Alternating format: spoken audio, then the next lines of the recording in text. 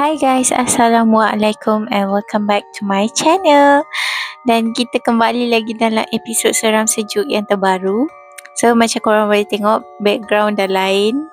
So aku happy dengan background ni so far sikit. So let me know if korang nak any improvement on background ke speaker ke. Tapi kamera quality tak boleh tukar sebab ini je ada. So kalau korang nak dengar lagi cerita yang menarik, korang boleh stay tune. Sebelum kita teruskan video ni, aku nak minta maaf kalau ada dengar bunyi background yang tak menyedapkan telinga. So aku harap korang boleh pakai earphone untuk lebih feel dalam cerita ni. Kisah yang pertama ni kisah yang terjadi pada kita orang beberapa bulan lepas. So masa tu, which is kawasan rumah ni lah, ada beberapa rumah yang mengalami gangguan bekalan elektrik, which is sangat-sangat lama, berjam-jam, yang menyebabkan dan memaksa kita orang untuk pergi ke hotel yang terdekat. Tapi ni family aku je lah, macam aku, suami aku, anak-anak aku. So masa tu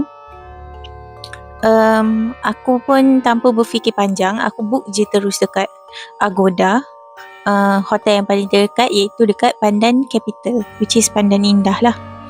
So kalau korang orang yang terdekat dekat sini, korang akan tahulah apa hotel yang berada di Pandan Indah tersebut. So kita orang pun pergi dalam perjalanan. Masa tu pukul 1 pagi. Pada pukul 1 pagi tu kita orang sampai.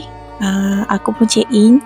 Check in tu agak mengelirukan lah sebab aku book bilik lain. So dapat bilik lain, so aku nak minta upgrade apa semualah. So bila dah settle tu dalam pukul 1.30, kita orang bawa anak-anak. Anak semua masa tu dah tidur. So kita orang naik atas, naik lift. Dia ada sediakan lift.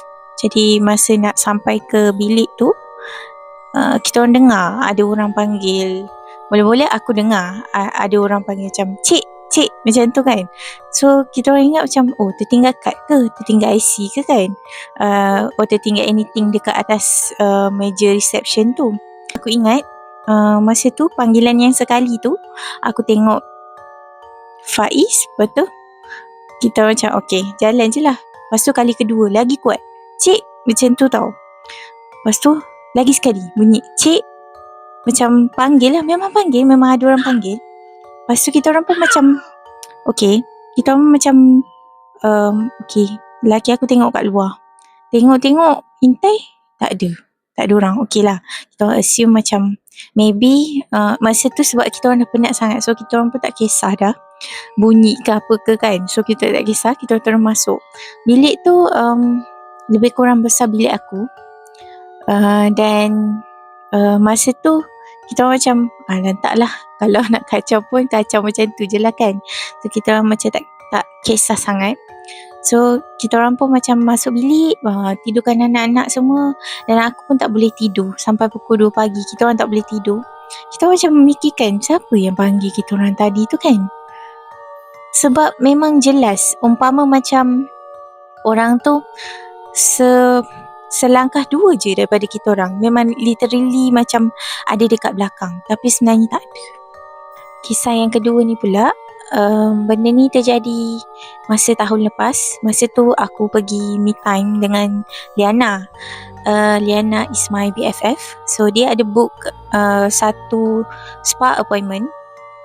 Dia agak tersorok, tapi yang aku boleh cerita, rumah dekat Ampang tu rumah yang besar-besar, macam banglo macam tu. Okay, so spa tu dia dalam rumah yang banglo yang dijadikan sebagai spa, tapi owner dan juga pekerja tinggal juga kat situ. So spa ni spa muslimah. So cukuplah aku bagi detail tu je. Okay, lepas tu masa sampai tu kita orang disambut warm lah, sebab Liana pun kenal owner tu, dan owner tu pun ada macam jemput kita orang untuk makan buah, minum air. So kita orang gunakan kesempatan tu untuk pergi toilet apa semualah sebelum kita mulakan rawatan. So rawatan yang aku ambil ialah massage, Diana ambil facial. So rawatan tu dilakukan dekat atas, bahagian atas. So kita orang pun naik. Lepas daripada dia borak-borak dengan kita orang tu, kita orang naik lepas tu masuk dalam bilik. Okay, aku dengan Liana di-separatekan. Macam naik je tangga. Bilik sebelah kanan tangan aku ni ada satu bilik untuk massage. Bilik sebelah kiri ada bilik untuk facial. So lepas dah beberapa jam dia buat kita orang macam massage semua kan, masa tu aku perasan satu benda lah, yang dia buat kita orang ni lebih daripada jam yang sepatutnya sebab tak ada customer. So akak tu dia bagi free service lah. Okay, dia bagi free service untuk urut lebih lama daripada biasa. Jadi kita orang pun tunggu turn. Macam Diana habis dulu sebelum aku habis. Tapi dalam masa yang sama diorang bagi kita orang rehat sekejap dalam masa yang diorang buat rawatan tu. Okay, dah buat tu. Lepas tu aku, okay, dia dah urut-urut tu. Dia akan lapik kita dengan satu kain batik yang nipis tau. So dia lapik, lepas tu dia tutup mata. Dia ada macam pemberat untuk letak dekat mata. So dia tutup, lepas tu dia tinggalkan bagi macam rehat sekejap lah. Sebab dia nak buat mesin-mesin kat bawah pula. Sebab lepas tu aku facial. So dia pun tinggalkan. Dia kata sekejap dia cakap macam tu. Okay, aku pun cakap okay. Sepanjang dia urut tu memang kita orang tak ada conversation apa-apa. Sebab aku memang datang nak relax lah. Dalam masa beberapa minit lepas tu, dalam 20 minit atau 30 minit lepas tu, aku memang rasa ada macam tangan yang pegang dekat perut tau. Kan aku baring menegak. Lepas tu dia tutup mata. So aku rasa macam ada tangan yang memang pegang dekat perut ni ataupun pinggang. FYI, masa tu aku dan Liana dua-dua kita orang period. So masa tu memang tak urut lebih-lebih sangat lah dekat area sini sebab kita tengah period kan. So dia tak nak usik apa-apa. So masa tu memang betul-betul rasa. Pasal aku cerita kejut, dia dah datang ke? Sebab aku tak dengar apa-apa bunyi. Aku tak dengar yang dia buka pintu ke. Aku tak dengar yang dia datang kat kita ke kan. Biasa kita dengar tapak kaki ke apa kan, kalau orang nak datang kat kita. Lepas tu aku pun macam okay, aku macam intai sikit daripada penutup mata tu. And turns out tak ada orang langsung dekat situ. Okay, tak, aku dah pelik. Lepas tu aku macam okay, tak apa. Aku baca-baca. Lepas tu aku sambung lelap mata. Masa sambung lelap mata, dia dah sampai. Tapi aku tak cakap apa-apalah. Okay, so dia pun kata okay, awak ambil barang awak semua, kita turun bawah tau. Lepas tu dia pun tolong ambil barang apa semua. Lepas tu turun bawah dalam bilik facial. Masa kat atas tu aku dah rasa seram sejuk dah. Macam bulu roma aku dah meremang time yang aku rasa macam ada tangan yang pegang dekat pinggang atau perut ni. Tapi aku tak cakap apa-apa dengan orang. Aku diam je. Masa aku turun tu Liana pun belum settle lagi. Lepas tu aku pun masuk dalam bilik facial tu lah kat bawah. Okay, dia tengah buat facial tu. Dia kata okay sekejap Lepas tu aku buka mata sikit. Aku tengok di tengah solat lah, telekung dia warna hitam. So I choose to not look at that figure sebab aku rasa macam something lah. Memang aku rasa macam tak sedap hati. Tapi aku macam okay, tak apa, mungkin dia solat. Tapi aku rasa seram. Aku tak tahu kenapa. Masa aku pun macam okay, aku teruskan lelap mata apa semua sampailah habis facial. Lepas tu Liana pun ajak aku pergi makan lepas daripada tu. Lepas tu kita orang pun dah siap-siap kan, masuk kereta. The moment masuk kereta, aku cakap dengan Liana. Masa tu nak dekat maghrib tau. Cakap dengan Liana, Liana, kalau aku cerita kau jangan takut tau. Tu dia kata, weh, aku pun ada benda nak cerita. Dia cakap macam tu. Masa kita orang dalam kereta tu, kita orang sama-sama terkejut sebab sama-sama masing-masing ada cerita. Sebab aku ingatkan aku seorang je kena. Okay, rupanya dia pun sama. Dia kata dengan aku, masa tu kakak tu ada letak satu kapas dekat mata tau. So sini satu, sini satu. So bila dah letak tu, usually diorang akan tinggalkan kita untuk steamer dekat muka tu tau, untuk beberapa minit. So dia rasa ada something yang berdiri depan dia dan tengok dia. Dan dia pun tak berani nak buka mata sebab dia pun macam aku juga. Kita sejenis macam takut-takut berani. So kita macam okay, kalau ada pun jangan tegur ke apa. So dia pun masa tu dia cakap dia baca-baca, lepas tu dia diam je sampailah kakak tu datang balik. Lepas tu dia cakap dengan kakak tu, Kak, nak tanya sikit boleh? Lepas tu dia kata boleh, tapi kita turun dulu, macam siap dulu apa semua kan. Dah turun, masa tu dia dah settle, aku dalam bilik facial. So dia tanya kakak tu, Kak, nak tanya sikit boleh? Boleh tanyalah. Tadi kan masa saya tengah buat facial tu, yang kakak tinggalkan tu, kakak tu cakap. Lepas tu Yana kata, saya rasa macam ada orang berdiri kat ujung. Lepas tu kakak tu macam, ya ke? Kakak tak nak cerita dengan awak, tapi itulah, kakak rasa macam ada benda lah rumah ni semenjak ada seorang customer tu datang. Liana cerita dengan aku benda ni dalam kereta. Dan masa tu kita orang masing-masing bulu memang meremang gila-gila. So aku cakap dengan Liana, aku rasa kita pergi makan dulu lah. Okay, sambil makan tu kesilapan kita orang lah. Memang aku mengaku yang masa tu kita orang keluar tu masa maghrib. So kita orang fikir macam nak makan dulu, lepas tu Liana nak hantar aku balik sebab aku dah bengkak susu masa tu. Masa makan tu cerita kat dia kan apa jadi apa semua. Itulah dia kata, kakak tu kata dia rasa macam something lepas je customer tu balik. Lepas customer tu balik, suasana rumah tu jadi macam suram. Walaupun diorang ni solat, walaupun diorang baca Al-Quran, diorang tetap rasa macam rumah tu suram. Dan aku tak nafikan, masa aku masuk dekat bilik massage tu, aku memang scan je satu bilik tu sebab memang suram, yang memang gelap. Macam korang tutup lampu dalam bilik, korang duduk seorang-seorang dalam tu. Perasaan dia macam tu lah. Dan semenjak yang aku rasa macam ada orang pegang dekat pinggang, terus aku rasa macam ada orang perhatikan, tapi aku macam ignore je. So sebab itulah aku cerita dengan Liana, in case kalau dia ada rasa benda yang sama, sebab kita orang sama-sama period kan masa tu. So agak bahayalah. So lepas daripada tu dia nak hantar aku balik. Masa dia nak hantar balik tu, kita orang lalu dekat Ampang Waterfront punya food court. Kalau korang tahu Ampang Waterfront, so kita orang pusing dekat situ sebab kita orang terlupa nak buka Waze dan kita orang lupa jalan balik macam mana, takut tersalah masuk simpang apa semua kan. So kita orang pusing dulu situ. Sementara tu aku nak search alamat rumah lah. So dah search alamat rumah. Sementara nak search tu, Liana ada lalu satu kedai kat situ. Kedai tu pintu dia transparent, so memang nampak full lah. Kalau nampak apa-apa, nampak lah.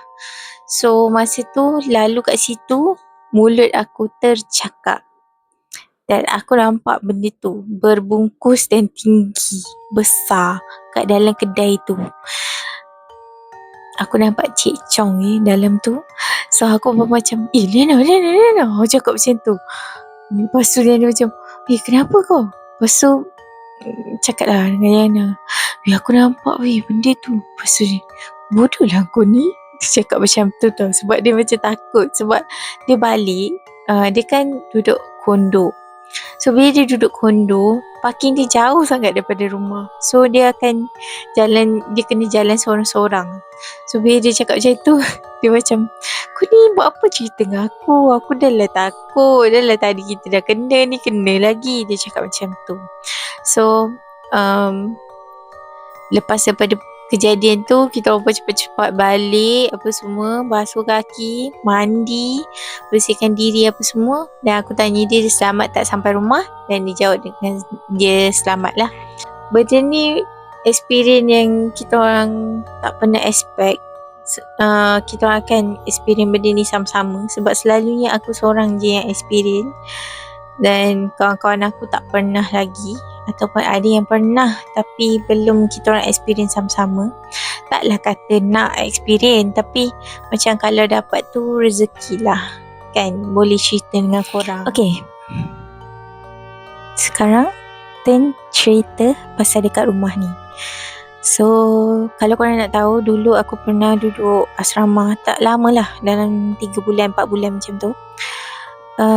Lepas tu aku alami gangguan, lepas tu aku keluar daripada asrama tu. Sebelum aku keluar asrama, bilik ni selalu kosong, tak berpenghuni. So, abang aku yang nombor 2, Banga, dia selalu tumpang mandi lah kat sini, sebab air atas ni lebih laju daripada kat bawah masa tu. So, dia tumpang mandi. Dia kata masa tu pukul 9 ke pukul 10 macam tu dia nak tumpang mandi. So dia buka lah bilik aku. Dia kata masa tu langsir ni macam terselak.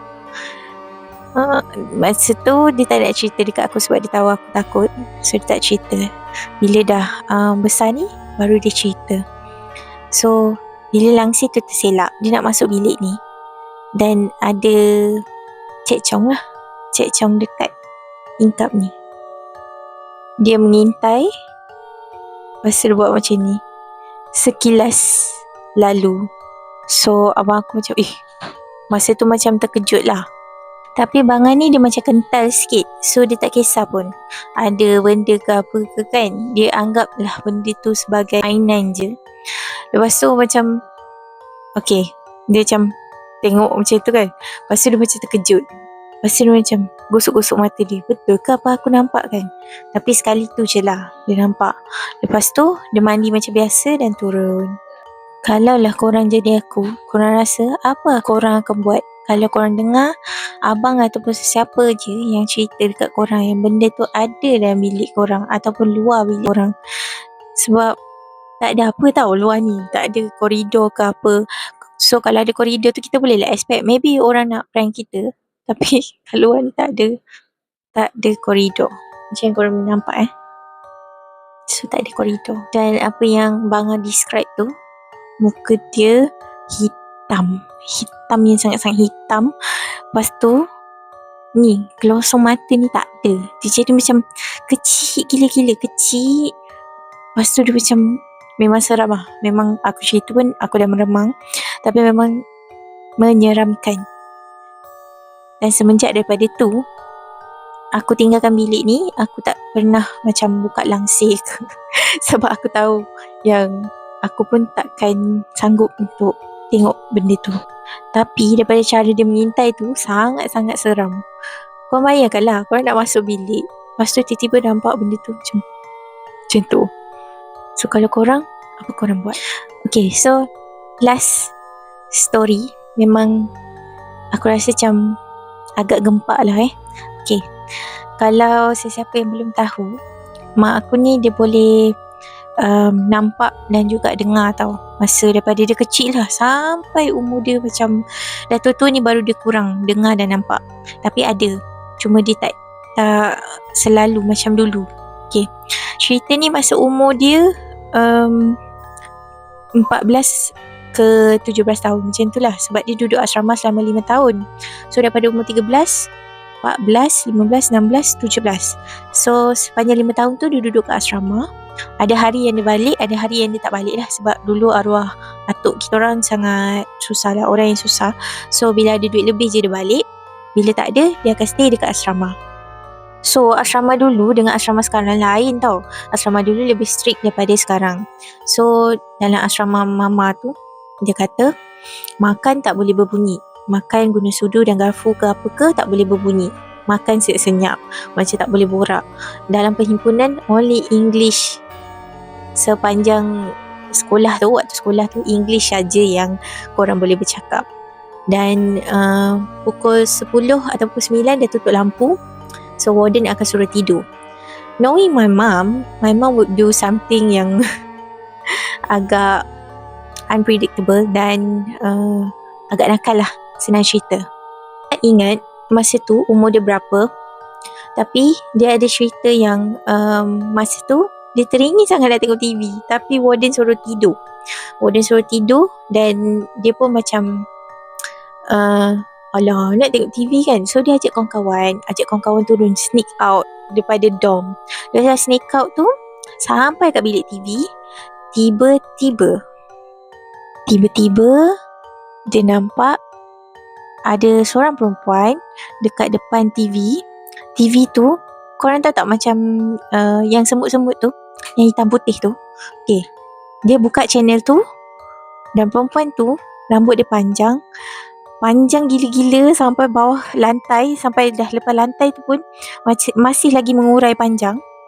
Lepas dia duduk dekat depan TV tu, tegak je. So masa tu, dalam expectation my mum, dia ingat itu Kak G lah kita panggil, okay? Dia ingat tu Kak G tu kawan yang antara dom-dom lain lah yang aku tahu. So masa dia cerita tu, dia ingatkan Kak G tu duduk dekat kerusi tu, sebab Kak G memang ada rambut yang panjang. So dia antara perempuan yang rambut paling terpanjang dekat dalam asrama tu. So dia pun rasa macam, oh maybe itu Kak G. Tapi makin lama diorang duduk kat situ, diorang makin pelik. Sebabnya kenapa Kak G tu buka siaran yang memang tak ada channel langsung. Lepas tu Mama dengan kawan-kawan dia pun duduk dah dalam bilik tu. So diorang duduk satu row, Mama, kawan-kawan dia ada lagi dalam 3 orang macam tu, duduk membelakangkan Kak G ni lah. So diorang ni pun berborak antara sendiri kan. So diorang macam, bila nak tukar channel? Macam tu. So bila orang dah cakap macam tu, tiba-tiba Kak G pusing. Dan korang tahu tak apa yang Mama nampak? Mama nampak muka dia tak ada langsung, kosong. Korang pernah tak tengok muka hantu yang kosong? Macam tu lah. So Mama dengan kawan-kawan dia memang kelang kabut gila. Diorang berlari naik atas. Semenjak daripada tu, tak ada siapa berani pergi bilik TV lepas daripada pukul 10. So malam tu Mama tak pergi toilet pun. Walaupun dia rasa nak terkencing ke, dia tak pergi toilet. Dia sanggup terkencing dekat tilam instead of pergi toilet. Kalau korang buat apa? Kalau aku terus keluar lah daripada asrama tu. Aku tak duduk dah kat situ. Tapi Mama kira kuat lah, boleh duduk lagi sampai 5 tahun. So ada banyak lagi pengalaman Mama yang aku boleh ceritakan dengan korang. So kalau korang nak, let me know dekat komen. So aku akan ceritakan. So antara 4 cerita tadi, mana satu yang paling buat korang paling meremang? Kalau korang tanya aku rasa cerita Mama yang paling seram. Sebab yelah, zaman dulu kan. Lepas tu korang boleh imagine tak, rambut panjang semua tu. Aku pun seram juga nak cerita kat korang, sampai meremang bulu roma. Okay, so tu je cerita untuk video seram sejuk kali ni. Aku harap korang enjoy dengan video ni. Kalau untuk efek yang lagi best, korang kena pakai earphone. Okay, so tak ada bunyi yang boleh mengacau korang, kecuali bunyi yang aku ceritakan dengan korang. So keep on supporting my channel. Jangan lupa untuk like, subscribe dan komen dekat bawah kalau korang ada suggestion apa-apa. So kita jumpa lagi dalam next video seram sejuk. I see you guys in my next video. Bye.